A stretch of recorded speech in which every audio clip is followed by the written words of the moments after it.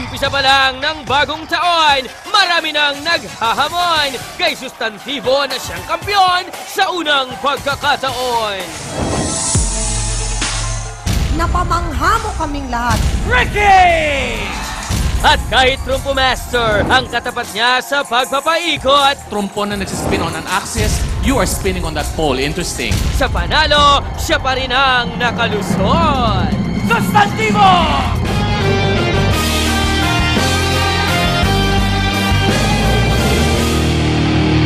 At ngayong gabi, bumaba ang mga Diyos-Diyosan This is Clash of the Titans. at reyna ng kagubatan at mga hari sa talento ng kanilang larangan This is so unique. upang sa defending champion makipagsalpukan. Medyo kinabahan ako. Mabalis kaya nila si Haring Sustantibo sa kanyang kampyong trono? O di kaya'y patuloy niyang maiwagayway pambihirang talento na magbibigay patungong ikatlong tagumpay. Middle East, Canada at buong daigdig, magiging pasiga kung sino ang mananaig sa talent show ng lahat ng Pilipino ay nahihilig ang nakakikinig na talentadong Pinoy.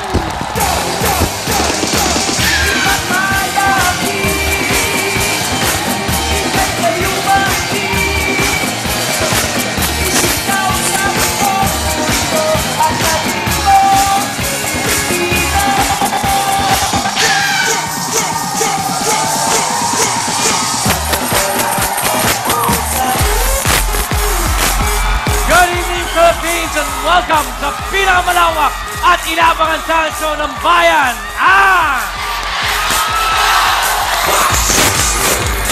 Mga kapatid, ngayong gabi, 5 na namang talentado ang susubok agawin sa ating 2-week defending champion na si Sustantibo ang titulo bilang talentadong Pinoy. At para yan sa pag-asang maging susunod nating Hall of Famer.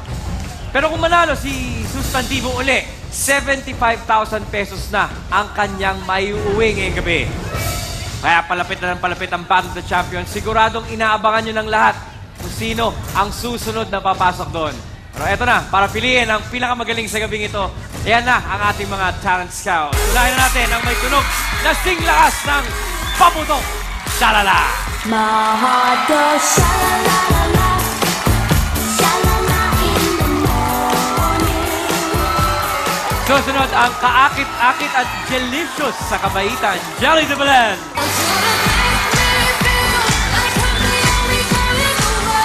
And finally, ang napakagaling na writer and director, Direk Joey Reyes. Good evening, Talent Scouts.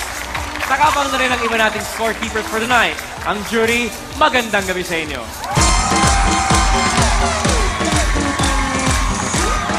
Ayos, ito na. Umpisa na natin ang ating laban with our first group. Maraming mga pagsubok ang nadaanan ng ating unang mga talentado na may kinalaman sa kanilang mga miyembro. Halina't alamin natin ang kanilang storya. Yung grupo po namin nagsimula nung 2003 po. Iba-iba po kaming grupo, magkakalaban po kami na lahat po kami puro taga San Pablo. Pero iisa lang po yung layunin namin, yung marating po yung aming mga pangarap. Ang pinakagrabe po na naging problema po namin ay nung may nabalian po sa amin na kailangan po naming lumaban. Bali, 2 days na lang po yun bago kami lumaban, meron pa po nabalian. Kaya nung time na yun, hindi po kami nakalaban nun. Armed with strong moves for tonight's battle, folks, get ready for Clash of Gods!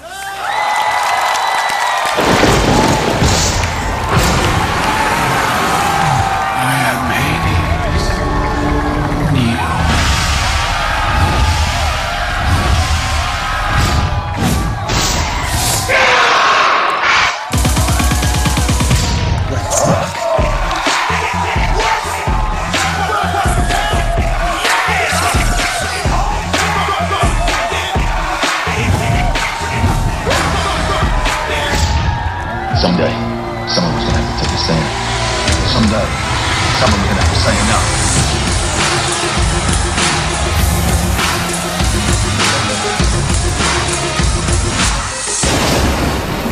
Versus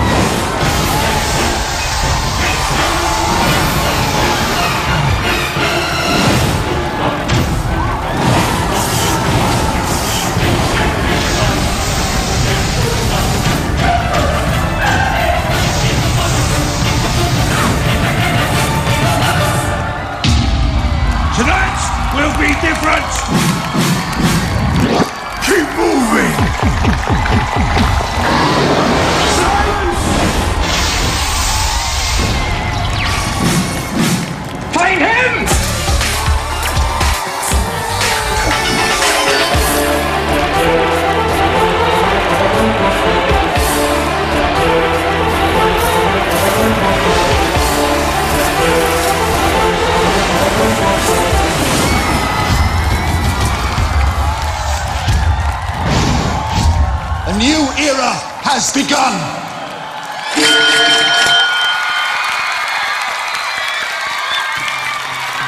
Hoorah! First out of the gates tonight, Clash of Gods. Magandang gabi sa inyo, Clash of Gods. Okay.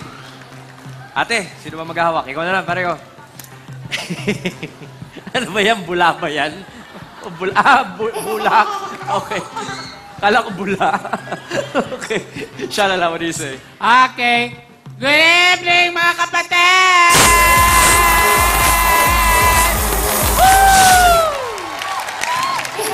Masakit ang lalamunan ko, Chiring. Okay, Class of Gods. This is Class of the Titans, Class of the Greats, Class ng pinakamagagaling, Class ng bonggang-bongga, Class ang inyong mga outfit, lahat na sa inyo, Class.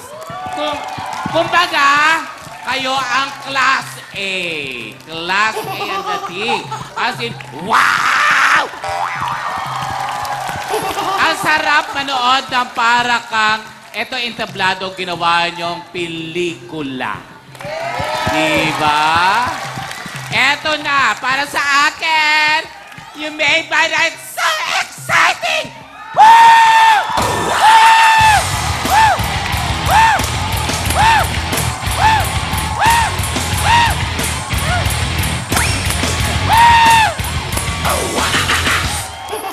Woo! Shalala. Una pa lang sila, ha? Isa pa lang ba yun? Kasi sabi ko, huwag ka muna magkakapeta mo naging epekto sa... Thank you, Shalala. Okay, Jelly, what do you say? Napagod ako sa kanya, parang ayoko na magsalita. Nakakapagod ka, una performance pa lang to. Pero alam niyo, natutuwa ako sa concept, kaya pala Clash of the Gods. Clash of Gods. Maganda yung concept, I wonder lang, kung if ever, next performance nyo, anong gagawin nyo? Marami kayo maisa. Gusto ko yung concept. At saka yung mga tumbling, hindi lang basta tumbling. Iba yung mga lifting, mga tumatalon, tapos bilang sinasalon ng palad lang. Gusto ko yun. Gusto ko yung mga makeup ninyo. Hopefully sa next, maiba nyo ng konti kahit na keeping to the name of your group, Clash of Gods. Siguro ano kaya sing mga Diyos-Diyosa naman kaya ang gagawin nyo next. But in total talaga maganda yung performance. I liked it. It was entertaining. Thank you, Jelly. Victor. Unang punto, doon sa mga unang lumabas, ayoko kayo makasalubong sa isang eskinitang madilim. Nakatako! Yung unang grupo lumabas, unang-una kong gagawin, itatago ko ang cellphone ko. Hindi ba? Pag nakita ko kayo. Okay? Ikalawa, sa pagkakaalam ko, si Zeus na may hawak ng kidlat, ikaw yon hindi ba? Siya si Zeus. Oo. Wait, ikaw lang ang nakilala kong Zeus na mukhang lalabas sa sinakulo. Hindi ba? Jesus Christ? Parang any moment gusto ko siyang ipako, hindi ba? May pagkaalam ko, si Zeus is malaki, authoritative, but I guess you're supposed to be Pallas Athena or Venus, hindi ba? Or Aphrodite. At ikaw naman siguro si Neptune or whoever. Pero aliw na aliw ako. Pero ikatlo, pinaka-importanting punto, malinis yung mga linya ng ginawa ninyo, hanep ang acrobatics ninyo, at higit sa lahat, believe ako sa precision ng ginawa niyo dahil what you did was very dangerous. And for that, saludo ako sa mga Diyos-Diyosang ito. Maraming salamat. Thank you very much, Direk Zoe. Maraming salamat, Scouts. Okay, Clash of Gods. Maraming salamat sa inyong unang bungad sa aming entablado. Back to barracks muna. Thank you. Maraming salamat din po, sir. Last year lang nakita ng isang miyembro ng ating susunod na duo ang kanyang ama. Ito po ang kanyang kwento. Ito nga pala ang aking partner, si JR. At ako naman po si Garrett. Tinawag po kami Just Get Lucky kasi wala lang, nafe-feel namin parang lucky kami kasi sa dami na nag-audition before, isa kami sa napili. Ako po ay half Filipino. Ang tatay ko po ay half Black American, half Puerto Rican. At yung mama ko po ay purely Filipino. For almost 19 years, ngayon ko lang po ulit nakita yung father ko. Last year, nag-meet po kami. Sobrang saya ko po kasi feeling ko napaka-bless ko dahil hindi lahat ng kagaya ko, admiration na hindi na nagkakaroon ng issue about father na hindi nakikita, kaagad natatagpuan. So, sobrang saya ko rin po at nakatulong din yun para ma-boost pa yung confidence ko sa sarili ko dahil buo na ako ngayon na, ayan, kumpleto na yung family ko. Ayun. Sending us swaying to the cool beats of their music, here's JR and Garrett. Jazz got lucky.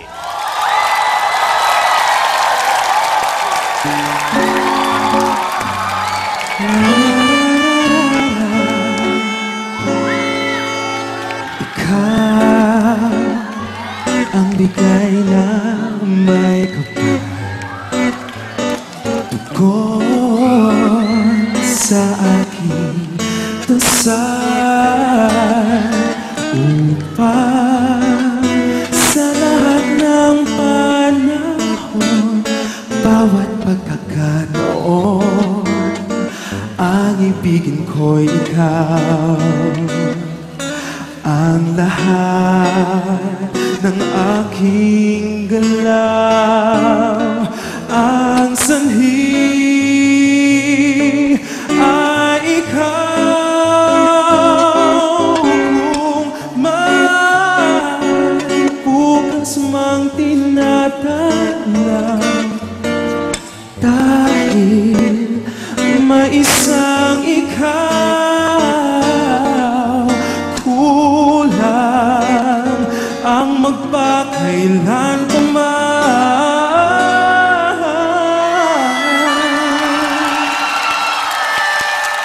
upang bawat sandali ay upang muli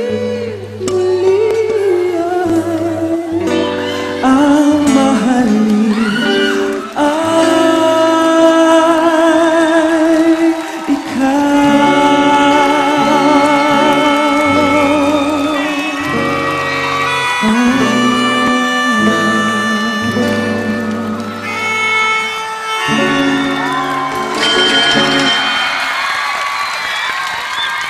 Garrett and JR, Jazz got lucky. Okay, boys, dito tayo. Magandang gabi sa inyo. Okay. Direk, go ahead. Kung ako siguro isang manager, kukunin kita. Dahil, unang-una, sa lahat ng mga kumakanta ngayon, wala kang kamuka, yan tinig mo at estilo mo ay iyong iyo, at ikatlo, hindi ka nanggagaya ng kahit sino. So sa puntong yan, ang laki ng lamang ninyong dalawa sa gabing ito. Thank you po, sir. Thank you, Direk. Jolly? So tama, katapos ng mga nagtilapunan, na-soothe ako, na-relax ako. Parang chumichill lang ako dito, kulang na lang sa akin umorder ng wine.